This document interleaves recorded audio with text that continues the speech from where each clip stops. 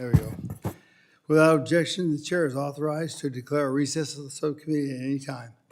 The subcommittee is meeting today to hear testimony on America First, U.S. leadership and national security in international conservation.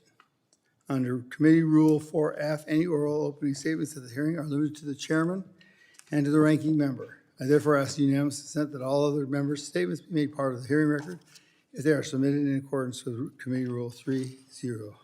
Without objection, so ordered. I ask unanimous consent that the following members be allowed to sit and participate in today's hearing. The gentleman from Mississippi, Mr. Ezell. The gentleman from Iowa, Ms. Miller Meeks. The gentleman from Pennsylvania, Mr. Joyce. And the gentleman from Illinois, Mr. Quigley. Any additional last-minute waives-ons here? Without objection, so ordered. I now recognize myself for my opening statement. Good afternoon, everyone. Sorry you were waiting. We just had votes, and I've got 2 hearings I'm running back and forth for. So I want to thank our witnesses for traveling to Washington, D.C. to testify before the committee today for a very necessary conversation regarding national security implications of the international conservation and environmental crime. When someone mentions international conservation, the first thing that comes to mind is not transnational criminal organizations or terrorist groups, but increasingly these criminal networks and nefarious actors are using environmental crime to fund their organizations and inflict violence across the globe. Environmental crime is the world's 4th largest crime sector, generating hundreds of billions of dollars in revenue annually. Compared to narcotics and human trafficking, wildlife trafficking is met with much less stringent enforcement, and many of our enemies around the globe have taken note and are starting to stick their finger into this pie. Whether it's cartels such as Sinaloa or Newt Hasco in Latin America, and Al-Qaeda and ISIS affiliates throughout Africa and the Middle East, or China's exploitative deep water fleet operating across the high seas. America's adversaries have taken advantage of the low-hanging fruit that is environmental crime. To make matters even harder to follow, wildlife trafficking is utilized by cartels and Chinese affiliated organizations as a form of money laundering.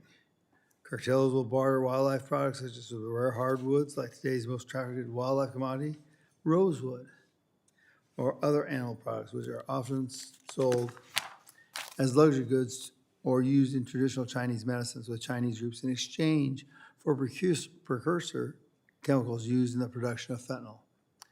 Essentially, these trafficked goods coming from endangered species are being used to fuel the opioid epidemic that has gripped our country, all at the fault of China. Across the globe, in the Central African Republic, Russia's Wagner Group has secured a 30-year-long logging concession to exploit Africa's nation's weak governance and natural resources. If the Wagner Group extracts wood from just a third of this allotted land, it is estimated this revenue will generate over $900 million. Wow. Not only are these environmental crimes funding cartels and the opiate epidemic, but wars perpetrated by Russia and their mercenaries as well. As part of the Convention of the International Trade of Endangered Species, or CITES, the United States has a strong commitment to address wildlife trafficking, which is displayed throughout our implementation of the Lacey Act.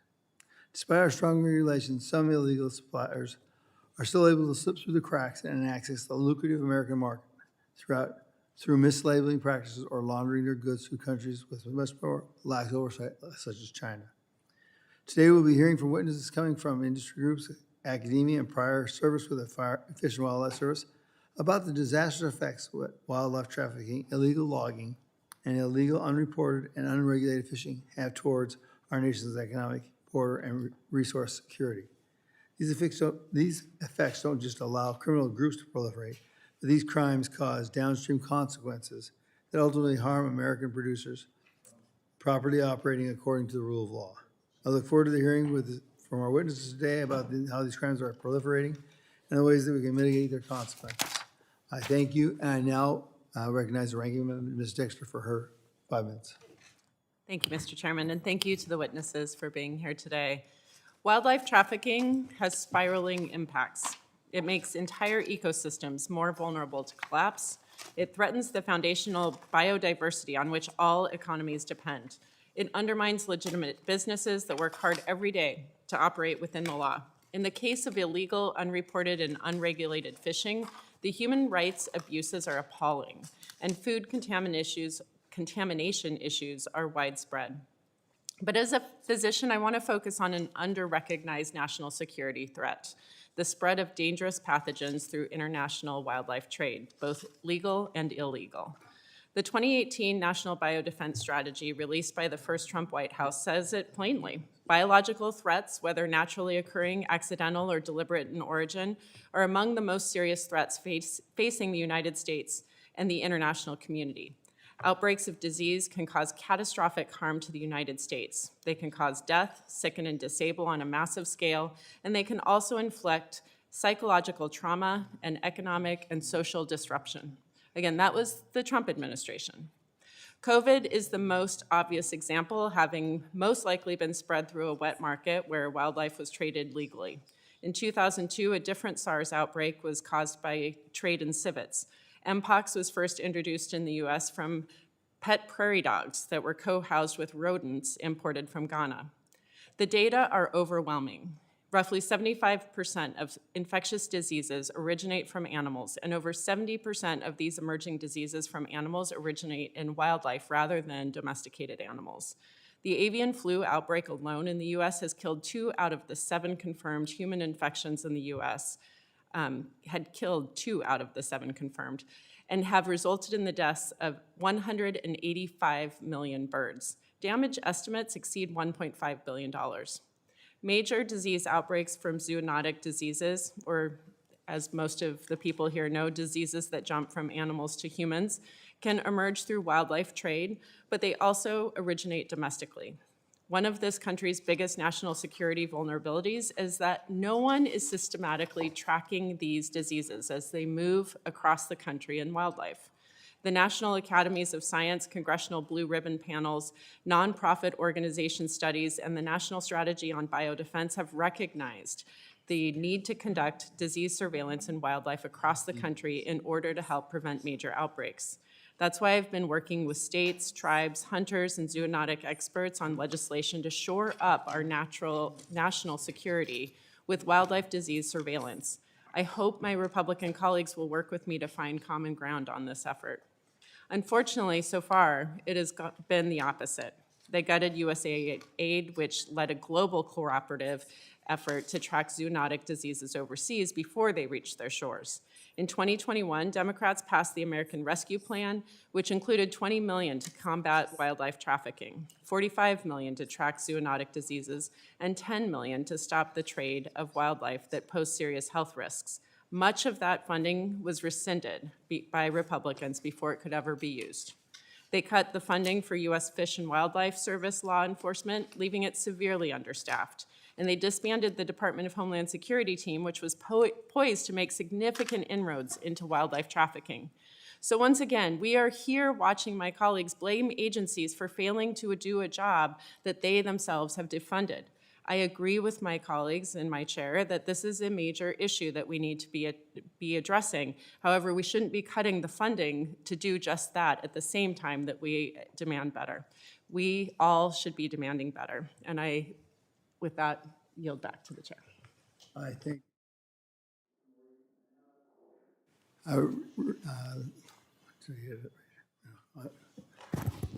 the full committee chairman, Mr. Westman, for his 5 minutes. Thank you, Chairman Gothar, and thank you to the witnesses for being here. I do want to thank you for taking time to talk about an important subject, and also understand that the witness from the U.S. Fish and Wildlife Service who was scheduled to appear came down with the flu and was unable to appear. We wish him a speedy recovery, and note that we will submit all of our questions that we would have asked for the record. This committee does have a strong record of looking at dangerous cartels and transnational criminal organizations, or TCOs, and the damaging impacts they have on our borders, public lands, and tribal communities. I know we were on a CODEL in Tanzania a couple of years ago, and we met with former poachers who were showing us how some of these criminal organizations poach bushmeat to feed terrorist organizations. It's a real thing that happens all across the world, and we have, I think, a role in helping stop that. But one of the lesser-known elements of these groups is their involvement not just in tracking of wildlife, but other natural resources. And as our domestic borders are secured, cartels and TCOs continue to reinvent and update their operations globally in order to generate income. Wildlife trafficking and related environmental crimes are now the world's fourth largest crime sector, posing serious risk to national security, public health, and economic security. These illegal operations have been valued anywhere between $7 billion and $23 billion annually. With that kind of reward and relatively low risk, nefarious actors are incentivized to expand their networks and reach to conduct wildlife trafficking. Notably, these numbers exclude illegal logging and fishing, which also contribute to the distortion of global timber and seafood markets. Illegal logging is estimated to depress world timber prices by 7 to 16%, impairing U.S. producers' ability to export and harming ecosystems. Illegal, unreported, and unregulated, or IUU fishing, forces American seafood producers to face competitors who bypass the regulations and operational costs, and one of the worst offenders being the People's Republic of China. With growing demand both domestically and globally for traditional medicines, fashion, jewelry, exotic pets, and wild food, the illegal trade of these items as compared to the legal trade of these goods wreaks havoc on markets and can create major health and security risks. Cartels, TCOs, and their expansive criminal networks have only evolved in their strategies to evade detection, using wildlife commodities like Totoaba swim bladders, highly sought after in Chinese medicine, to fund their operations, even trading these products for precursor chemicals to produce fentanyl. The U.S. Fish and Wildlife Service Office of Law Enforcement, OLE, is tasked with the protection and management of wildlife, working closely with U.S. Customs and Border Protection, as well as the NOAA Fisheries Office of Law Enforcement, enforcing the law, inspecting shipments at ports of entry, and supporting international treaty compliance. Addressing the complexities of international wildlife trafficking, IUU fishing, and illegal logging requires effective interagency collaboration and careful participation in international discussions and investigations. As environmental crime grows up to 3 times the pace of the global economy, we must ensure law enforcement and wildlife management agencies have the support they need to protect our national security and to put America first in our approach to international conservation.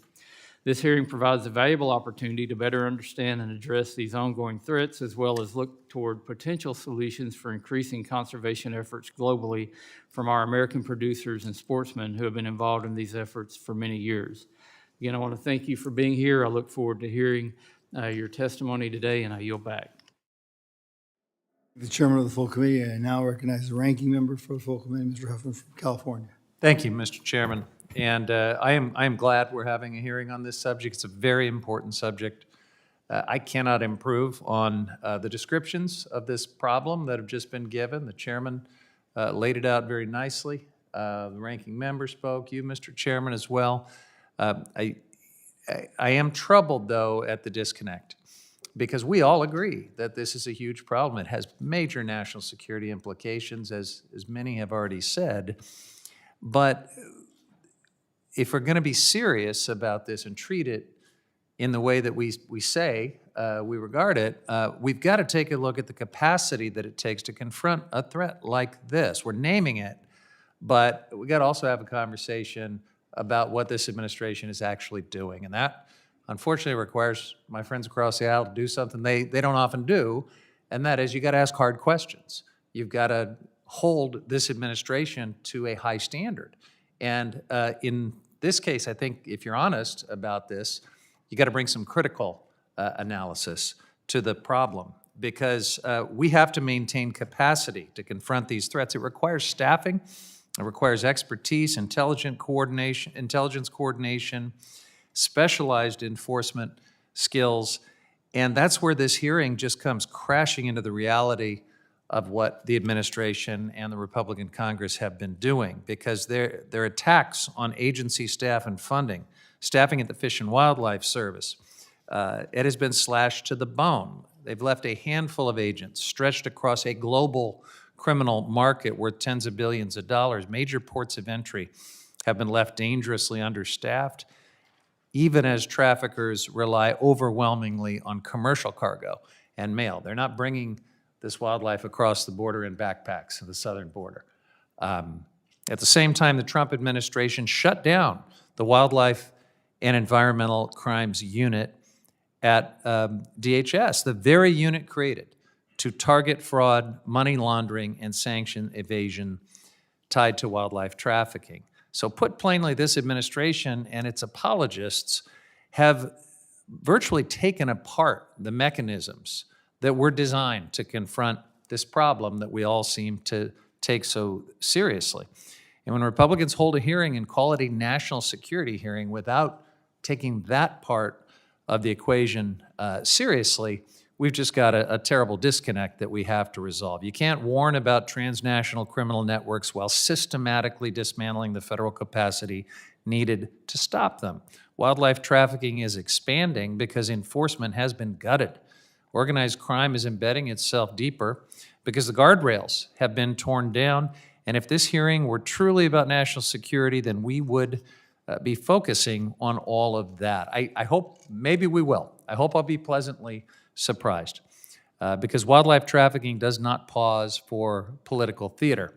It festers in these gaps. And under this administration, those gaps have been thrown wide open. I look forward to the conversation, and I yield back. I thank the ranking member for his comments. I am now going to recognize and introduce the witnesses for today's hearing. First, we have Dr. Evan Ellis, Senior Non-Resident Associate, Center for Strategic and International Studies, Carlisle Barracks, Pennsylvania. Mr. Thomas Benavides, did I say it right? Wow. I hit the first stick out the first time.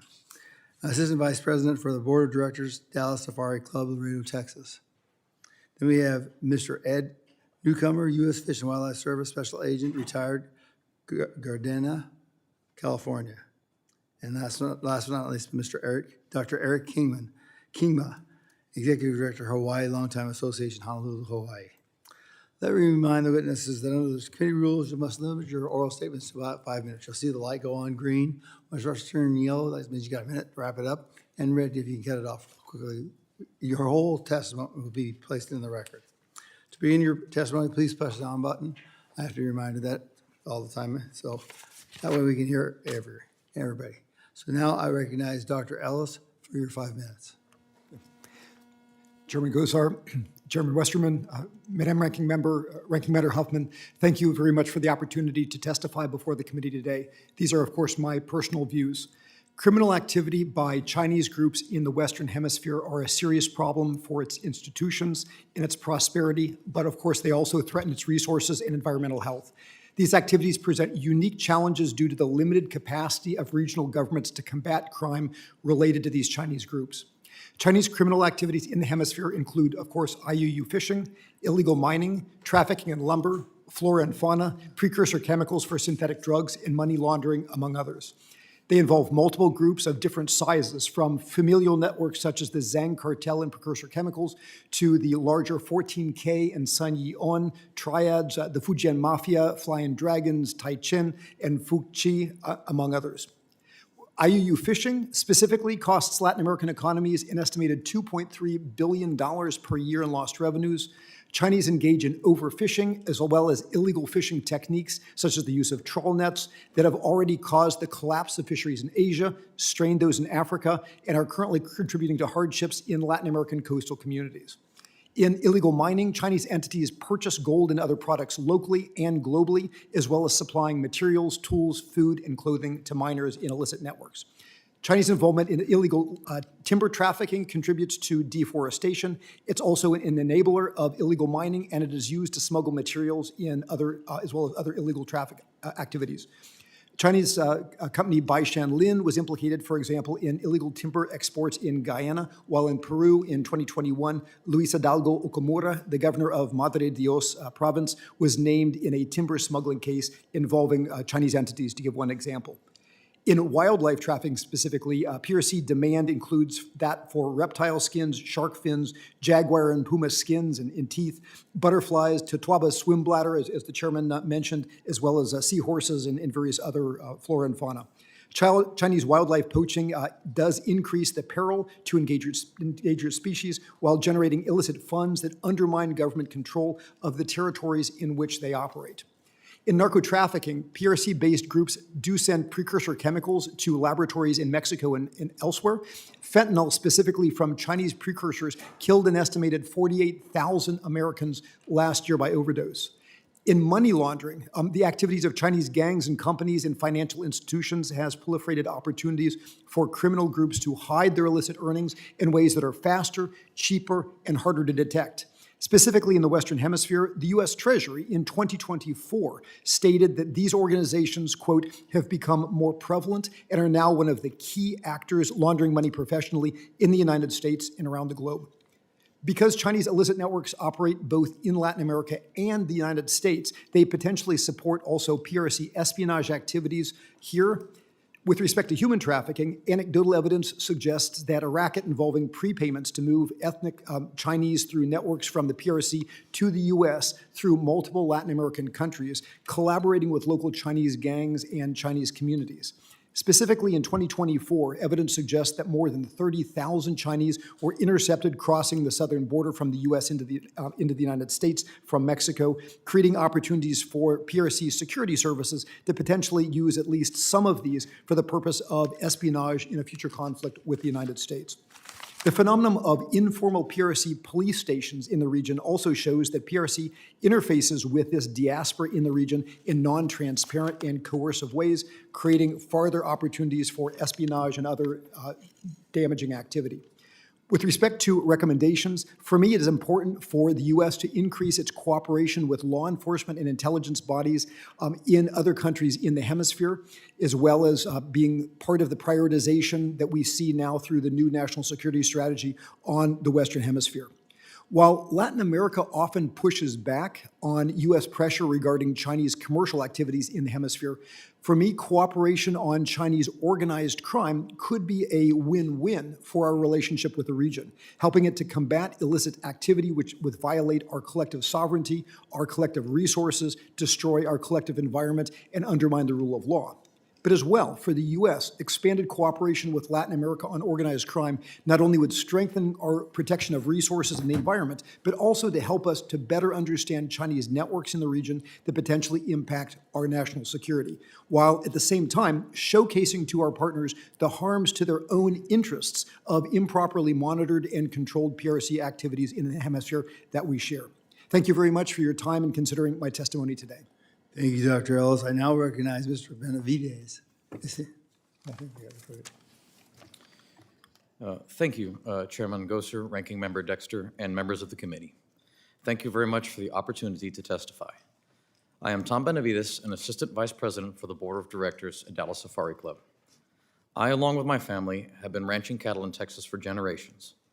My parents ingrained in me the value of being a good steward for our habitat, our livestock, and wildlife alike.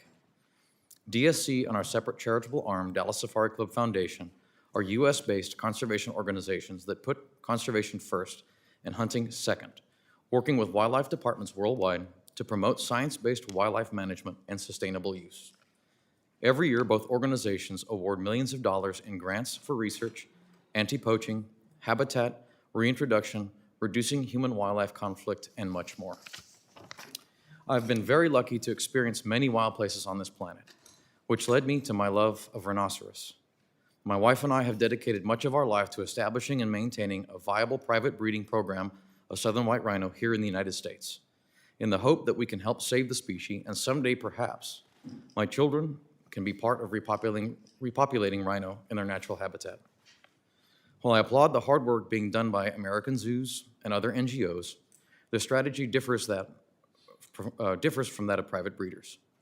A zoo's main purpose is to exhibit, educate, and inform the public to raise awareness about the current plight of endangered species, and species like rhino. My purpose is to enhance the survival of the species by producing more rhino and moving them to a place that they can actually be protected. I'm trying to defend the existing individuals and increase the world's population. While raising awareness is important, it does not result in a single new rhino, nor does it place anti-poaching measures in place. To successfully propagate, we must move out of traditional NGO tactics and encourage programs like ours. Conservation is simple, but it requires common sense and replicating how rhinos thrive in the wild. What can an America First administration do? Sadly, the U.S. government has been more of a hindrance than a help. From arbitrary red tape that has no basis in statute to permitting delays and requirements that cause undue stress on animals, all I ask is that the U.S. government be helpful rather than antagonistic. In 1977, trade in rhino horn was banned. Importantly, when this ban happened, there was no legal framework to regulate the trade of horn. 85% of the African rhinos alive then have been killed. It's easy to say that the ban has failed miserably. The U.S. must support legalizing the regulated trade of horn. And in case you didn't know, rhino horn can be removed with no negative impact to the animal, and it does grow back. My hope is that the United States will stop their de facto, decades-long support of the black market and open avenues for the regulated trade of horn. Nothing less than this will be sufficient to save rhino. Thank you very much for your time. Thank you for your testimony. Now I recognize Mr. Newcomer for his. Mr. Chairman, members of the committee, good afternoon. My name is Ed Newcomer, and I was a special agent for the U.S. Fish and Wildlife Service for more than 20 years. I worked primarily on international wildlife trafficking cases and worked overseas for extended periods of time, including a 6-month assignment in Southeast Asia and a 5-year assignment as the senior U.S. wildlife law enforcement official covering 9 countries in Southern Africa. As an agent, I successfully served under the Bush, Obama, Trump, and Biden administrations. It was under the first Trump administration that I worked with political appointees at the State Department and U.S. ambassadors to draft and implement the U.S. visa ineligibility for wildlife and timber traffickers. No other country in the world has a visa rule like that. It's a tool that helps us keep foreign nationals involved in wildlife trafficking out of the United States. I currently teach courses on criminal justice and administrative law at California State University at Dominguez Hills, and I serve as the International Law Enforcement Advisor for the nonprofit organization known as Wildlife Investigators Training Alliance. International wildlife and timber trafficking is a major source of revenue for criminals around the world. It generates many billions of dollars in illegal revenue every year. The groups that control smuggling routes, they don't care what contraband flows along those routes. They only care about money. Accordingly, the same routes used to smuggle drugs, guns, and people are also used to smuggle wildlife. But our wildlife is not as renewable as we might think. While criminals can cook up more methamphetamine or manufacture more guns, if we allow wildlife to go extinct, we can't make more rhinos, we can't make more California condors, sea turtles, or grizzly bears. International crime in general creates national security problems for the United States. Criminal operatives corrupt law enforcement and judicial systems around the world, and this creates opportunities for U.S. adversaries to capitalize on corrupt systems and foreign officials. While I was serving in Africa, I was made aware of a map of Chinese infrastructure projects that overlaid perfectly against a map of elephant and rhino poaching hotspots. That's no coincidence. Members of Chinese wildlife trafficking criminal groups embed themselves around these infrastructure projects and arrive with briefcases full of cash. That's money that represents several years of salary for the local wildlife investigator or ranger. International wildlife trafficking also poses serious risks to the health and economic stability of the United States. Every year, smugglers bring live wild birds into the U.S. from Vietnam. These birds are frequently hidden on the smugglers' bodies while they fly inside the passenger compartments of long-haul commercial flights. The most virulent strain of bird flu happens to come from wild birds in Vietnam, and it kills about 50% of the humans who contract it. Imagine the consequences if that strain makes one small mutation that allows it to easily jump from human to human while maintaining that lethality. The highest death rate during the COVID pandemic was 3%. I gotta be honest, I lay awake at night wondering what will happen to this country if an easily transmissible, high mortality variant of bird flu arrives on an airplane. There are other zoonotic diseases that have an impact on our national security. Newcastle's disease infects domestic poultry and comes from wild birds like parrots. We know that an outbreak of Newcastle's disease in Southern California during the early 2000s originated from wild parrots smuggled into the US from Mexico. That outbreak resulted in the destruction of more than 3 million chickens and economic damages approaching $300 million. It literally put farmers out of business and raised prices for Americans at the grocery store. Combating international wildlife trafficking requires strong international relationships. Cooperation is really the best way to put America first.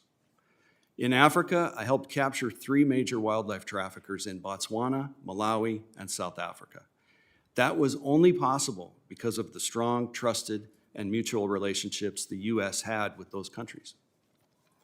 I'm very concerned that the chronic underfunding and understaffing at U.S. Fish and Wildlife Service law enforcement and generally the dismantling of U.S. government agencies is putting us at a real disadvantage when it comes to combating international wildlife trafficking.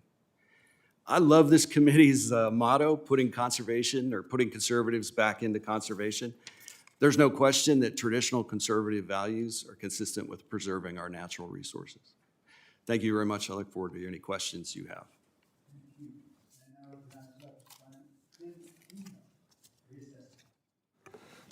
Chairman Gosar, Ranking Member Dexter, and distinguished members of the committee, thank you for the opportunity to testify on this important topic.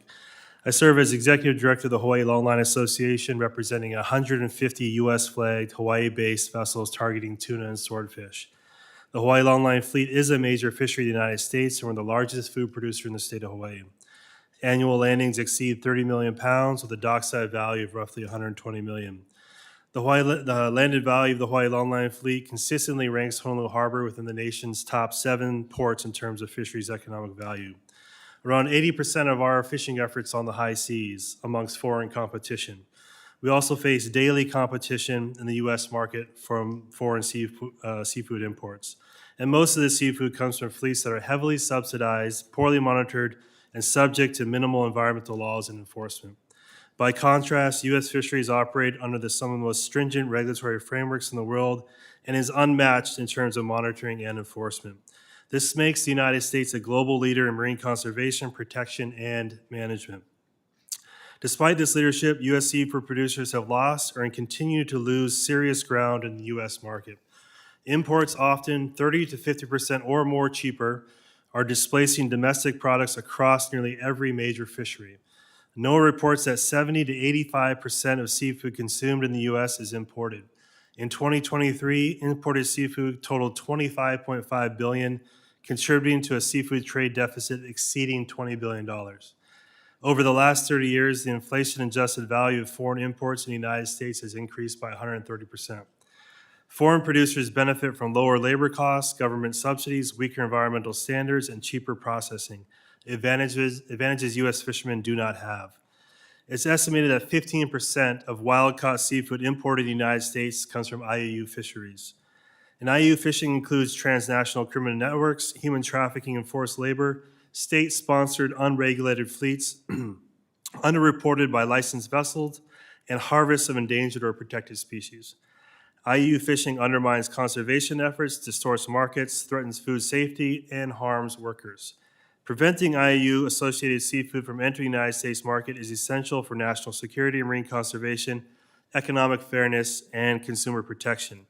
The United States seafood market is among the world's largest. As such, the United States government has a tremendous ability to level the playing field between domestic fisheries and international fleets through the power of market access. For example, the Marine Mammal Protection Act import provisions give the United States a powerful tool to level the playing field. However, after nearly 50 years on the books, the National Marine Fisheries Service issued its first foreign fishery determinations just last year in September. Of 2,500 assessed fisheries from 46 countries, only 9% were found to be not comparable to U.S. marine mammal protection standards. Most industrial fleets, including China's, received passing grades.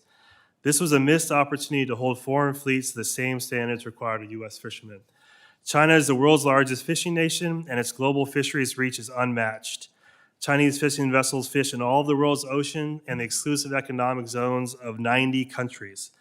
China's fishing footprint and influence has grown tremendously in the U.S. or in the Pacific Islands region. And for example, Chinese flag tuna vessels operate in the EEZs of the Federated States of Micronesia and the Republic of Marshall Islands, both former U.S. trust territories and current COFA states. Chinese flag vessels offload to Chinese-owned processing and Chinese-owned distribution companies that ship fresh daily into the United States. China also maintains close ties with Kiribati, Hawaii's nearest foreign neighbor. The Kiribati Line Islands lie roughly 1,000 miles to the south of Pearl Harbor, and China's growing presence there raises geopolitical and IUU-related concerns. China's distant water fleet is not monitored to international standards, and its reporting is widely viewed as unreliable, and multiple investigations have documented forced labor in their supply chain. No doubt, seafood supply chains are complex and opaque. A single fish may be caught from a vessel from country A in waters of country B, transshipped at sea from a vessel from country C, and then processed in a country D, and then imported into the United States. Certainly, there are actions the United States could take, such as restricting imports that fail to meet U.S. standards, strengthening international engagement through RFMOs, eliminating harmful foreign subsidies, implementing electronic supply chain tracking that requires NOAA seafood import monitoring program for all species, as well as expanding country of origin labeling to restaurants. Benefits from these actions will be strengthening ocean conservation, supporting long-term viability of American fisheries, and protecting U.S. consumers. Thank you. Members for their questions. I'll start with Mr. Begich, the gentleman from Alaska. Thank you, Mr. Chair. I'll start with you, Dr. Kingma. I represent Alaska, where commercial fishing is our largest private employer, and our fishermen are among the most regulated in the world.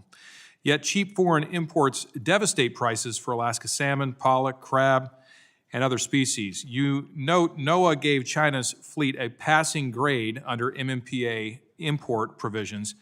How was that possible given China's documented IUU practices, and what should Congress do, in your view, to ensure those provisions protect American fishermen? Yep. Thank you very much for the question, Congressman. And Hawaii certainly shares a lot of the same concerns with Alaska and the importance of fisheries to our state. We were highly surprised to find that NOAA made those comparability findings for China. And I think one remedy might be that Congress directs the National Marine Fisheries Service to immediately investigate those determinations again and quickly, because we don't necessarily believe they made the right call there. Thank you. And a follow-up question. You noted that 70 to 85% of U.S. seafood is imported, with an estimated 15% from IUU fisheries. Alaska's invested heavily in traceability because we can compete on quality when consumers have accurate information. How would expanding the seafood import monitoring program and requiring country of origin labeling for restaurants benefit fishing communities in Alaska and Hawaii? Yeah, I think thanks for the question. I think country of origin labeling is a critical issue for American seafood producers. And most of the, like I said, most of the imports, as you mentioned, are from foreign sources. Currently, the National Marine Fisheries Service seafood import monitoring program only covers, I believe, 13 species. So it doesn't cover all species imported in the United States. So that's a start. It does cover most of the imports, but not all. And I think there's some differences in how seafood imports are coming into the United States with what harmonized tariff number or schedule and how they're actually being certified and entering in. So there could be some improvements in the certification or supply chain tracking in the United States, including digitizing those supply chains like the EU has just done for their seafood imports. So there could be major steps taken there. And then country of origin for restaurants currently only applies to retail. So say Alaska salmon fillet has the origin, but then once that product is, and only, like I said, is maintained for retail, but not restaurants. And most seafood is actually consumed in restaurants. And so you really don't know what you're getting. So I do think there could be a lot of room for improvement for consumers to understand and make the choice of where their seafood where they want to buy their seafood and where it comes from. Thank you. Dr. Ellis, you mentioned illegal mining in your opening remarks. Illegal mining denies citizens of other nations the benefit of mineral wealth. It funds illicit criminal activities, and of course, it destroys the environment. What do we need to do to end this practice? Specifically, you need a series of controls, in part. What actions would you recommend Congress take? I think specifically, number one, a emphasis on increased law enforcement collaboration, as well as the strengthening of relevant institutions of our local partners. I'll give you an example. Peru's control over what comes out of mines is relatively good relative to Bolivia. We have an opportunity with the new Bolivian government of Rodrigo Paz now, who's very willing to cooperate with the United States, but there's a need for strengthening oversight of oftentimes gold, which is illegally mined in places like Madre de Dios, Peru, but is laundered through Bolivian mines. I think working more closely with the Bolivians, as well as having expanded traceability, much like you have with African conflict diamonds and things like that, could help to do that. And that certainly also applies in places like the interior of Suriname, the interior of Guyana, the interior of Colombia, where again, it's not just about the drugs, although it's certainly about that. It's about, and the Faja de Orinoco, the Orinoco Belt in Venezuela, where we have new leverage over the current government, is probably another place where we can increase those controls. Thank you very much. I notice that my time is about to expire. I have so many more questions, but I appreciate everyone's testimony and participation in today's hearing. And with that, I yield back. I thank the gentleman. The gentleman from Illinois, Mr. Quigley, is now recognized for his 5 minutes. Thank you, Mr. Chairman. I appreciate the accommodation. I waived onto this hearing because I'm a co-chair of the Animal Protection Caucus and have several bills related to this topic, the Wildlife Confiscations Network Act and the Captive Primate Safety Act. Mr. Newcomer, let me ask you, we've seen a disturbing number of stories about the smuggling of spider monkey babies across the southern border. From 23 to 25, 109 baby spider monkeys were confiscated at the U.S.-Mexico border. And the U.S. Fish and Wildlife officials say that's only a fraction. What's the driving factors for this particular trade? And what's the process? And are we succeeding in getting those confiscated wildlife animals into accredited care facilities? So the really tragic thing about the spider monkey trade is that it really comes down to the fact that they're cute. And what's really driving that trade is that it's social media and the ability to use the internet to buy and sell and offer to sell exotic animals very easily. If any of us picked up our phones right now and just went to Instagram and searched monkey or baby monkey, we would find hundreds of videos of baby spider monkeys wearing diapers, wearing clothes, looking very friendly and dancing around. And every time one of those ads or one of those posts gets on social media, it creates demand. And people say, gosh, I want a baby spider monkey. And that drives the trade. And that allows, once people start going out and looking for it, it allows the poachers to find a market very easily. There was a recent, I think it was a CBS News report that demonstrated just how easy it is to get a spider monkey. A reporter in Texas just made a few inquiries using social media, and before she knew it, she was meeting at Home Depot parking lots, actually having baby spider monkeys offered to her. Now, as to your second part of your question, for years, the U.S. Fish and Wildlife Service has struggled with how to place live exotic animals. We're unique in law enforcement in that our evidence that we seize often has to be fed and cared for. We can't just put it in an evidence locker if it's a live animal.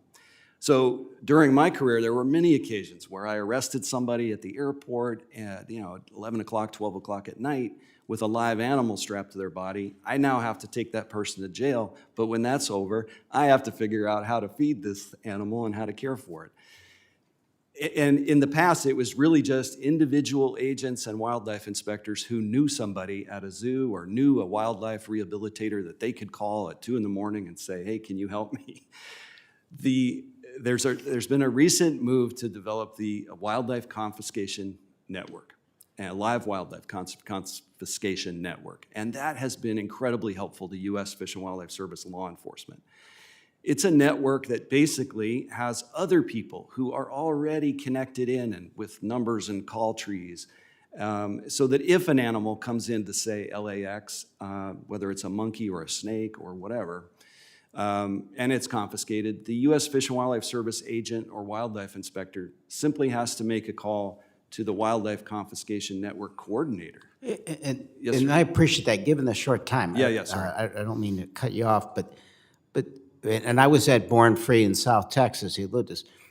Do you think the word is out there about the concerns for the proximity, the health issues of these primates having close contact with humans?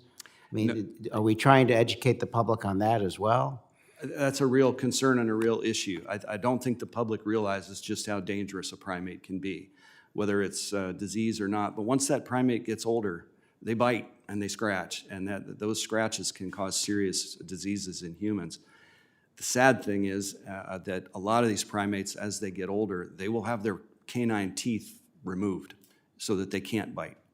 And that, that's a horrible thing to do to an animal that relies on its teeth as part of its just day-to-day living. Can you, some of the other health issues that come from primates that you could list now, the Oh, my gosh. disease issues? Yeah, because they're primates, just about every disease that humans can get, primates can get. So it could be anything from, drug-resistant tuberculosis. Herpes can be spread through primates. Of course, Ebola. There's all kinds of nasty things that people can get from primates. We appreciate your work. I appreciate the entire panel and their service. Thank you. And I truly appreciate the accommodation. Thank you so much. Thank you for your interest. And the gentleman from Mississippi, Mr. Rosell, is recognized for his 5 minutes. Thank you, Mr. Chairman. Before I get into my questions, Mr. Newcomer, I just want to thank you for what you've done. I spent my entire life as a local, federal, and state police officer before coming to the Congress, and I too have had many times where at 2 o'clock in the morning we had to figure out something to get something to somebody. And so usually you looked on one of your fellow members on the shift, hey, do you know somebody we can take this animal to or whatever it was? I'd like to submit for the record some questions that I will have for you later on, because I sure would like to talk to you some more about funding and about some different things that we could do together that I could help support the former mission that you had and now the mission that you do have. But thank you, Mr. Chairman, and thank you, all of you, for being here today and giving us such good information. Thank you very much. In a coastal district like mine, shrimping is not just a talking point, it's an economic reality and a way of life. Family-owned fishing boats, shrimpers, and small processors are in the communities and depend on fair access to the marketplace to survive. Right now, these producers are being squeezed out, not by better products or practices, but by foreign shrimp entering our marketplaces at no price a good American would even consider could match. That price gap it's not an accident. It's driven by dumping, government support, and serious allegations of labor abuse abroad. When shrimp produced under these conditions is allowed into the U.S. market, it doesn't just harm domestic producers, it distorts the entire system. It rewards bad actors, drives down prices, and makes it nearly impossible for U.S. shrimpers to even break even. I had them calling me last year. By the time they filled up with fuel and ice and deckhands and work, they were behind. They were going to lose money. American shrimpers we're not asking for special treatment. We're asking for a level playing field.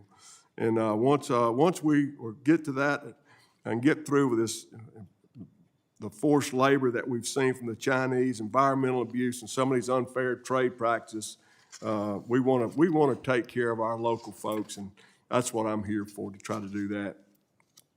Dr. Kingma, I got a few questions for you regarding our illegal, and unreported, and unregulated fishing.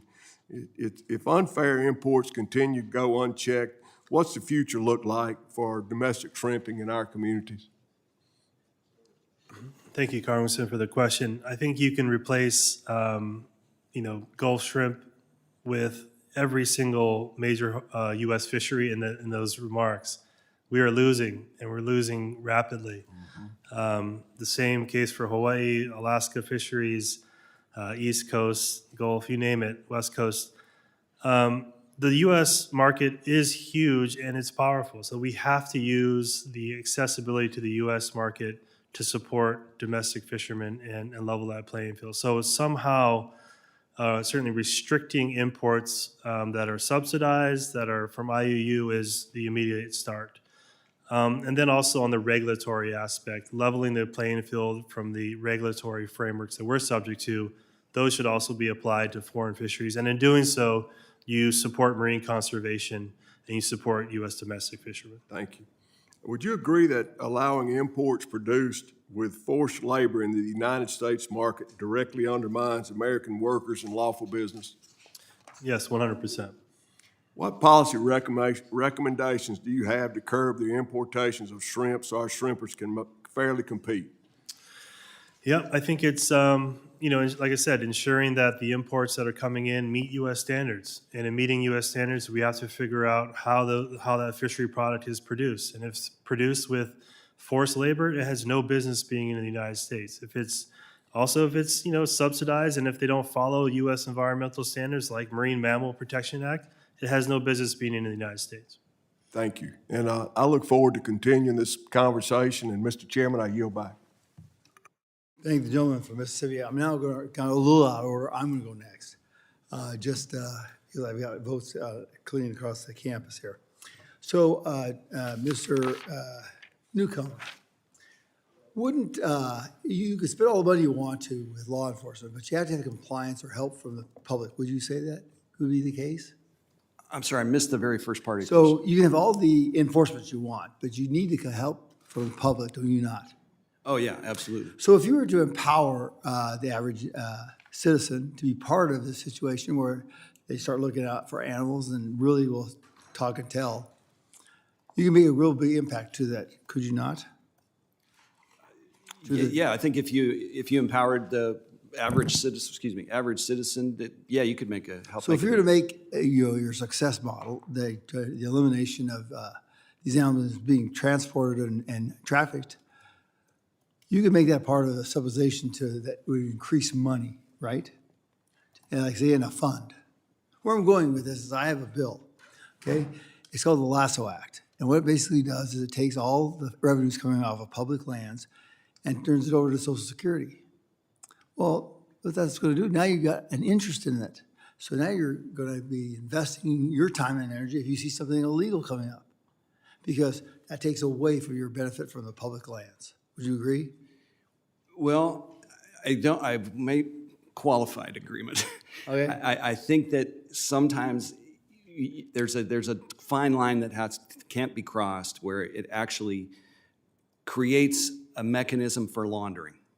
And sometimes if there's a legal way to deal with wildlife, it creates the perfect opportunity to hide illegal wildlife transactions. So I understand what you're saying for sure, and my gut instinct is to say, yeah, you're right. But then I remember cases that I worked on where people actually hid illegal wildlife in a legal mechanism. Gotcha. I'd like to put in the record all these little different hits that were depicted on the border just in Arizona for different years. I mean, parrots to bladders. You can't believe what's in this thing. So if I ordered done. Mr. Benavides, hunting has played a big role in big animals particularly. How could it help us with these small animals? Hunting, typically when you see the people that are on the forefront of conservation, they are hunters. It's an experience that you interact with the environment in a very different way. Most hunters will look at things, whether they're megafauna or smaller animals, and they'll say, okay, well, to interact the best that we can, we look at environment, right? We look at maintaining a healthy environment, and we look at maintaining a healthy habitat. What does that habitat support? How can we responsibly manage those numbers, right? And one of the ways to manage numbers is actually reproduction. It is a renewable resource because biologically an animal reproduces. So I think in that management methodology, you can say that, yeah, for any size animal, it is a way to healthily maintain a population of that animal. Dr. Ellis, do you agree with him on that aspect? That hunting is very helpful to some of these aspects for increased animals production?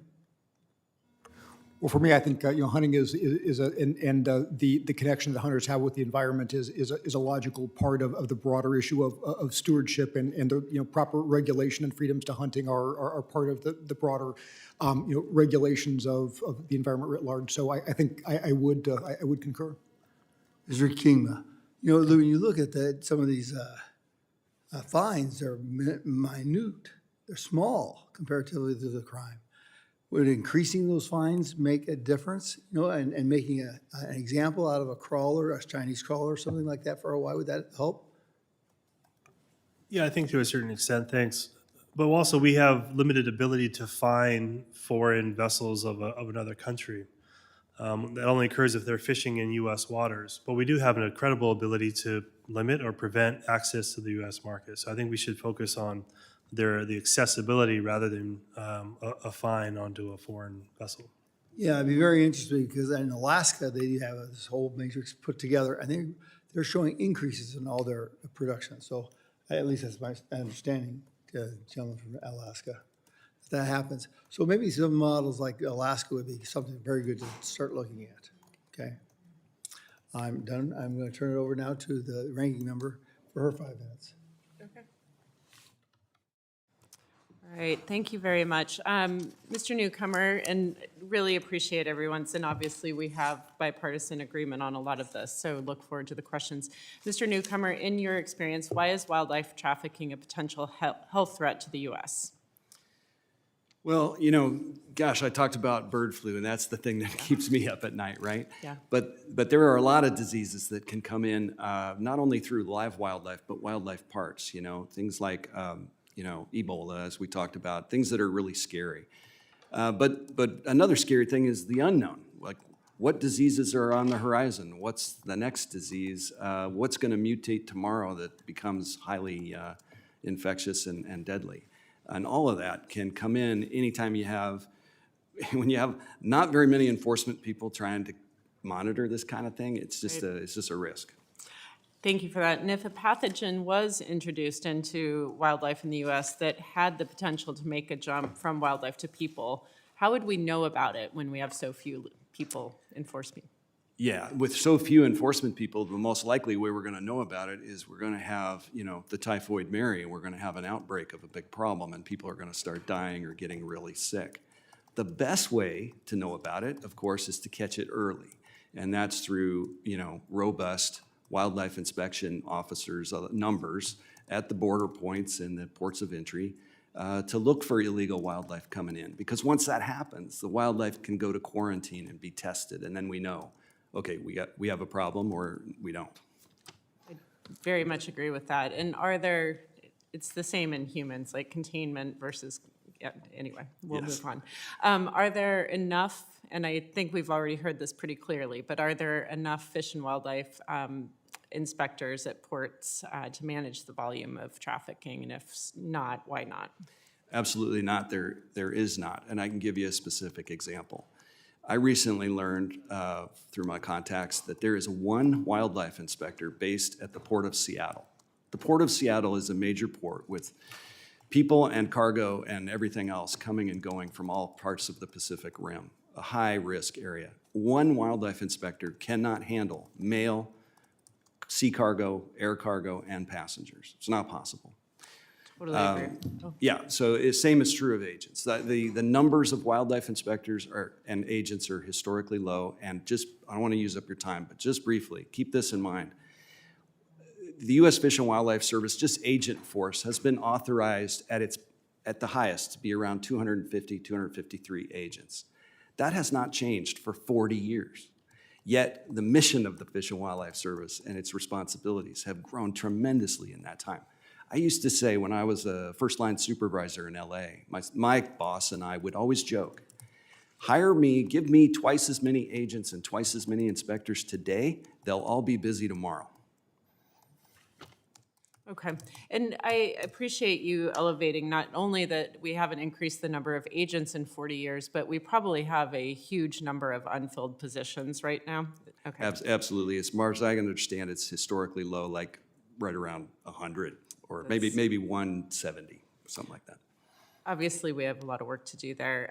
Mr. Benavides, I wanted to ask you about chronic wasting disease, which I know is a neurologically degenerative disease in deer and elk, and I practiced for quite a while in Colorado, and it was something that we thought of a lot in that area. It has a small but real risk that chronic wasting disease could affect human health.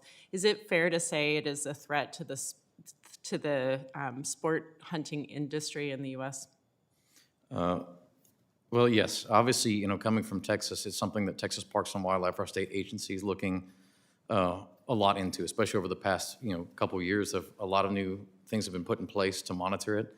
I am not a biologist by education, and my specialty really is megafauna like rhino, ungulates specifically. But I think any communicable disease, any responsible person should take a look at monitoring.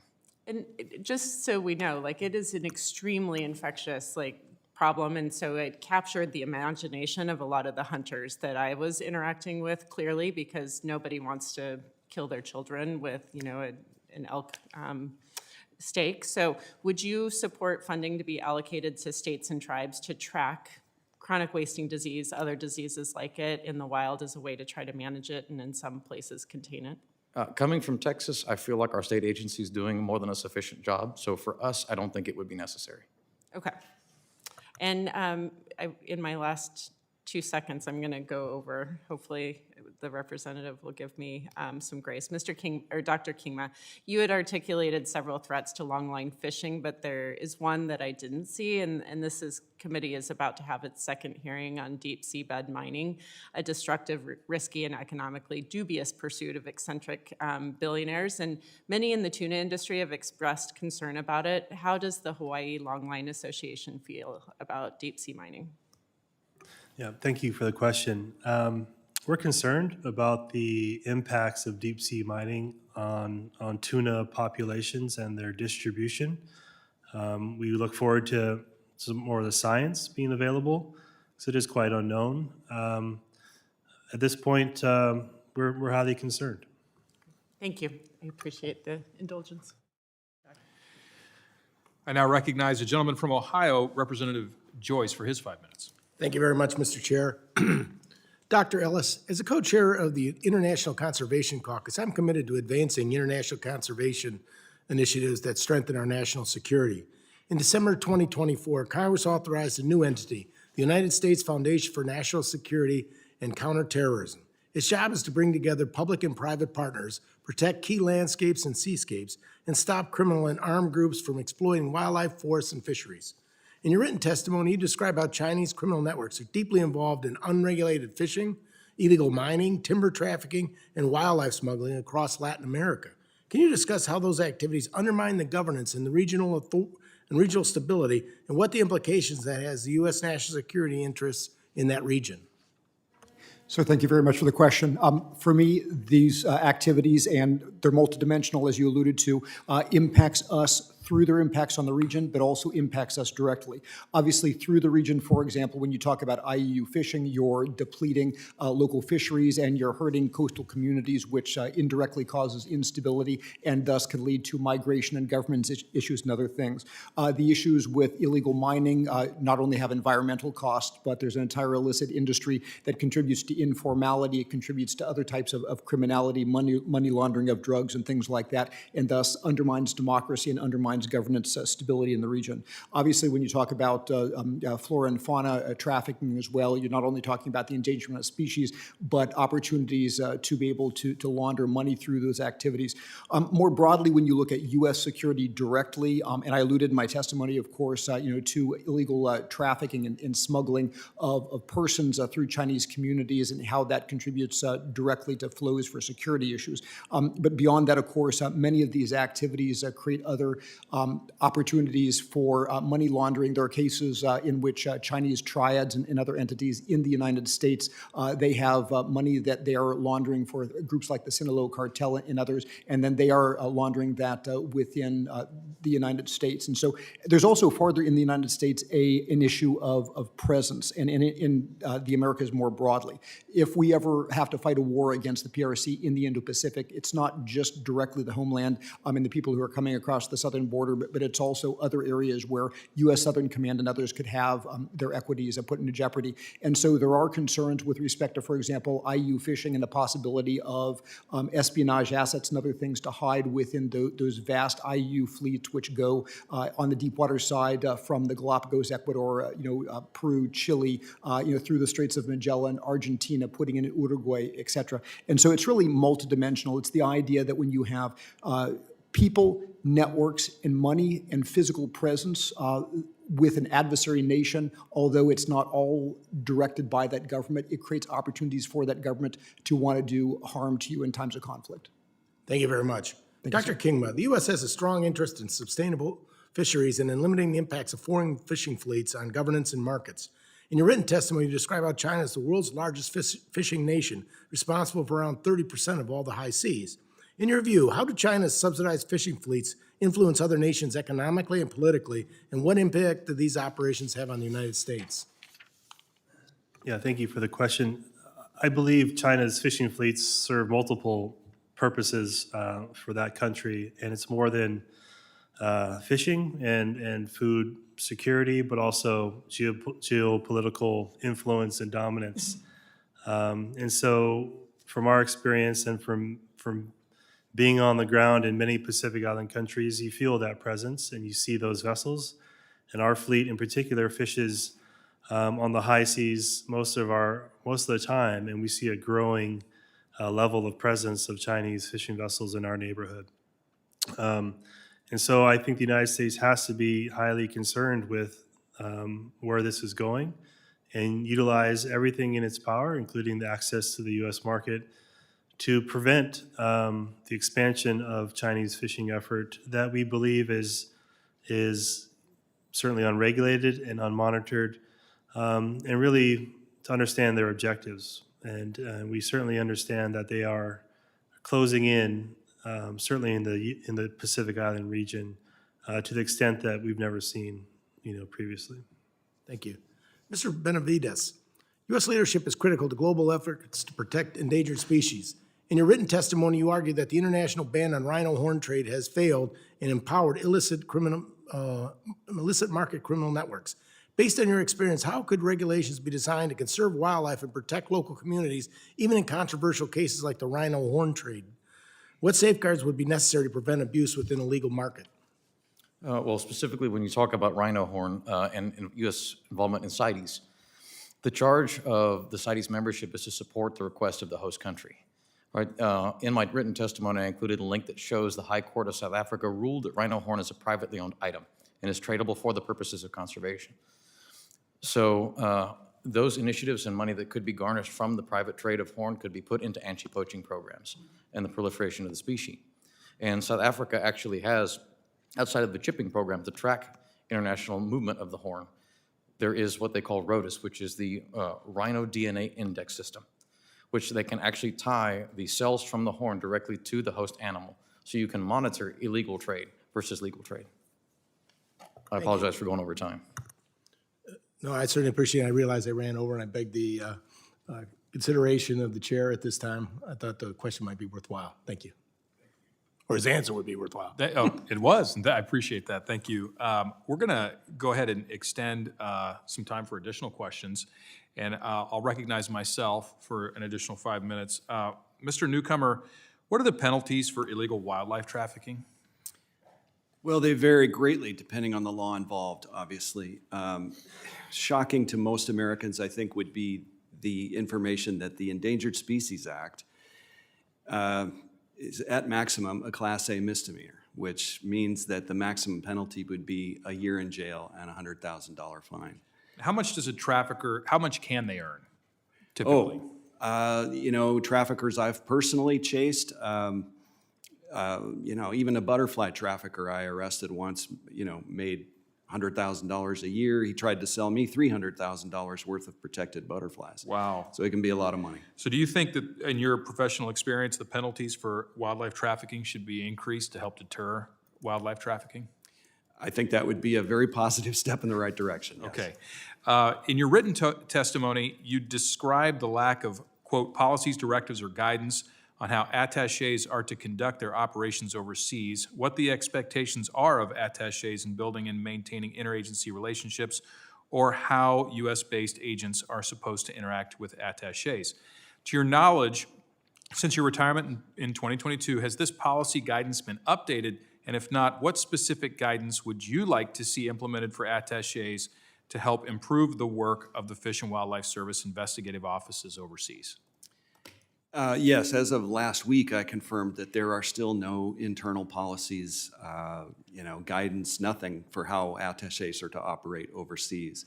Having served as an attaché myself, I would have really appreciated not only some guidance about how we were to operate, but to have some input into that. And part of that is, I think, an expectation for attachés should be building relationships between the United States and foreign countries that we need to share information and cooperate with to combat wildlife crime. Sometimes, it was interesting in the attaché corps, about half of us really believed in, bilateral operations, and the others really thought the U.S. could fight wildlife trafficking all by itself and essentially police the world. And in my experience, that is not an effective strategy. Thank you.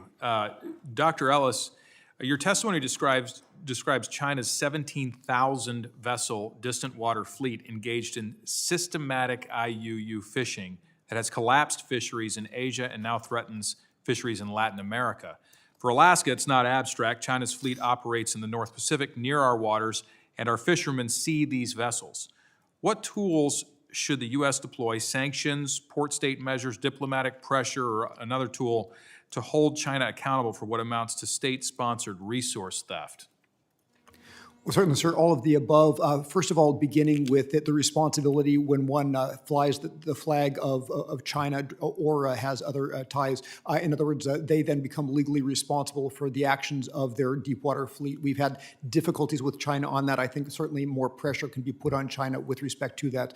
I follow this issue closely in Latin America, in the Caribbean, and oftentimes the issue there is cooperation and technical capabilities of those governments. That goes into security cooperation, that goes into cooperation that we help facilitate between them. If there is a particular fishing vessel and they may not put into port in Peru because they offload their cargo to a to a logistics vessel, et cetera, but they may put into the port of Montevideo, being able to facilitate getting those bad actors. And also there are technical capabilities that we, in terms of ISR and in military terms and other things, where we can help bolster the capability of our partners not only to respond, but to have maritime domain awareness, as well as in protecting other certain vulnerable areas like maritime protected areas.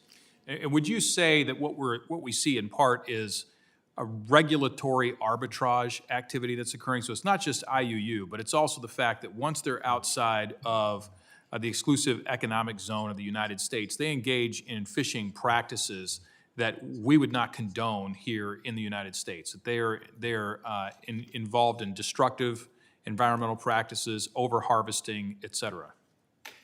Exactly. There's an issue with the laws that govern depending on where the fishing is taking place or if they're right outside of those exclusive economic zones. There's also an issue of coordination between the different countries that are involved, because these fishing fleets oftentimes follow the fish. And so, and as you also point out, the problem when they do not put into ports, and how do you regulate and go after the logistic ships and others that offload those catches. Thank you. Thank you, sir. And I now recognize our ranking member, Dr. Dexter. Thank you very much, Mr. Chair. Mr. Newcomer, I'm going to follow up with a couple other questions. I understand, in following up on Representative Begich's question line, I understand increased penalties for wildlife trafficking may be helpful. What other opportunities would you see for limiting the market for those animals or products? For instance, increased penalties for those purchasing or selling, or what other mechanisms might you offer to not just hold those accountable who bring them in, but hold those accountable who then sell them or distribute them?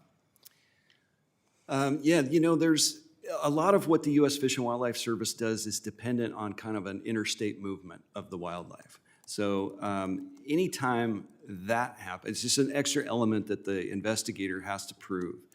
But a lot of times, just possessing the wildlife itself can be a crime.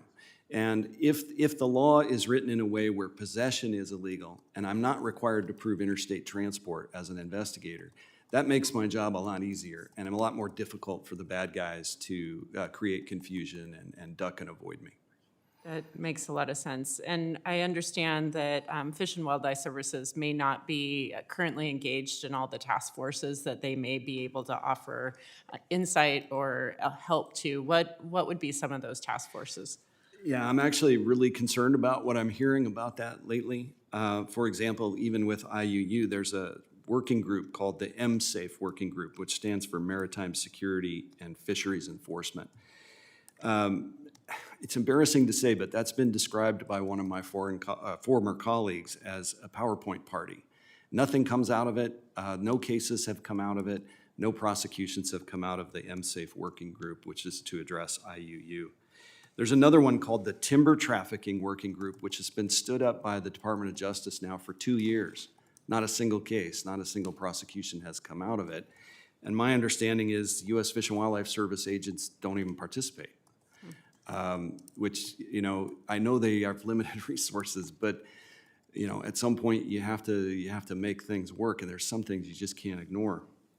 And then the last is there's the Presidential Task Force on Wildlife Trafficking. And again, my understanding is it's irregularly attended by Fish and Wildlife Service law enforcement, or if it is attended, it's by senior managers, senior leaders, and that information out of that task force isn't getting disseminated down to the field. And the boots on the ground agents are dying to participate in these task forces. They want to be there. They want to make the cases, and they're either told they can't go or they're not informed about what's going on. I very much appreciate that. And if I may take the liberty, Chairman Gozar often asks our folks who have come to testify, what is a question that you wish you had been asked and what was your answer? And if I may, I'll just go down the line, starting with you, Dr. Ellis. So what is a question that you wish we had asked and what is the answer?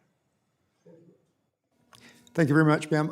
And I think we've touched on this indirectly, but for me, especially with the focus of this hearing, it is what is the relationship between these activities that are environmentally damaging, that are affecting the region where they occur, and U.S. national security. And so it's really kind of understanding how these illicit economies not only cause damage, but also create the opportunities through people, through money laundering, through physical access that also comes back to that security threat that you so aptly referred to. Very good. Thank you, Mr. Benavides. Sorry. Thank you. I guess the most important to me, near and dear to my heart, would be how do you effectuate the illegal markets by removing the market? And specifically with things like rhino would be, what is the silver bullet that you need to kill the werewolf that's affecting these animals? And that's simply deregulating the trade of the horn. Deregulating the trade of? The horn. The horn. Great. Thank you. And Mr. Newcomer? Thank you, ma'am. I would love to talk about this issue, but we do not have enough time on the rhino horn. But I think my major thing, since we have talked a lot today about increasing penalties, sentences, the real issue with the sentences is when you get to the sentencing guidelines. And I don't know how much power Congress has to make those changes, but the U.S. sentencing guidelines have not changed with regard to wildlife crime, environmental crime for decades. And it doesn't really matter how much jail time you put on a particular piece of legislation. Ultimately, when that person is sentenced, a judge is going to be looking at the sentencing guidelines. And as long as they remain as low as they are, with some wildlife crimes being the same as vandalism of an outhouse at a national park, the person's not going to get any jail time because that's not the way the guidelines work. So the guidelines have got to be amended and changed and brought up to where we are in the world. Thank you. Also very helpful. And Dr. Kingma? Yeah, thanks. I think one question how could Congress, the U.S. government, support American fishermen? I think one answer is certainly restrict or prevent imports that we're competing with, certainly those subsidized imports, but also support American fishermen like Congress supports American farmers. We don't have a fisheries bill. There's a farm bill. And so there could be in promotion, it could be loans, low interest loans, development, a whole range of things. Fishermen need support now more than ever. Thank you. I will channel my colleague, Representative Hoyle, and say she would wholeheartedly agree with you on that. So thank you very much. I yield back. Gentlelady yields. I thank the witnesses for their valuable testimony and the members for their questions. The members of the committee may have some additional questions for the witnesses, and we may ask you to respond to these in writing after the hearing. Under Committee Rule 3, members of the committees must submit questions to the subcommittee clerk by 5 p.m. on Monday, January 26th. The hearing record will be held open for 10 business days for these responses. If there is no further business. May I interrupt? Yes? Okay. I'm sorry, Mr. Chairman, I ask unanimous consent to enter into the record 3 letters addressed to this committee regarding today's hearing. The first is from Lincoln Park Zoo, dated January 20th, 2026. Second is from the Conservation Society of California at the Oakland Zoo, also received January 2026. And the third letter is from the Animal Welfare Institute, dated January 21st, 2026. Without objection, so ordered. Thank you very much. And without objection, the subcommittee stands adjourned.